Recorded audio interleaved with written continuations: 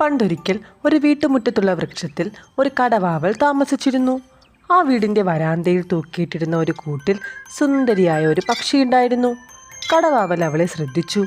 പകൽ അവൾ ശബ്ദിക്കാറേയില്ല, എന്നാൽ രാത്രിയിൽ മധുരമായി ചിലപ്പോഴൊക്കെ പാടും. അങ്ങനെയിരിക്കെ ഒരു ദിവസം കടവാവൽ സുന്ദരി പക്ഷിയോട് ചോദിച്ചു, "നീ എന്താണ് പകൽ പാടാത്തത്?" അവൾ പറഞ്ഞു, "അതിന് കാരണമുണ്ട്.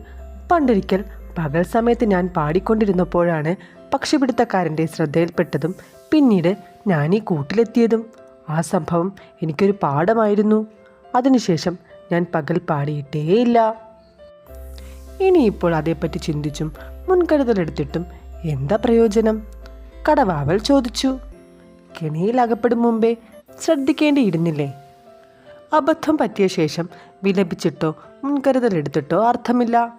അബദ്ധം വരാതെ പ്രവർത്തിക്കുന്നതാണ് ബുദ്ധി. ഇത് കേട്ട സുന്ദരി പക്ഷിക്ക് അത് ശരിയാണെന്ന് തോന്നി.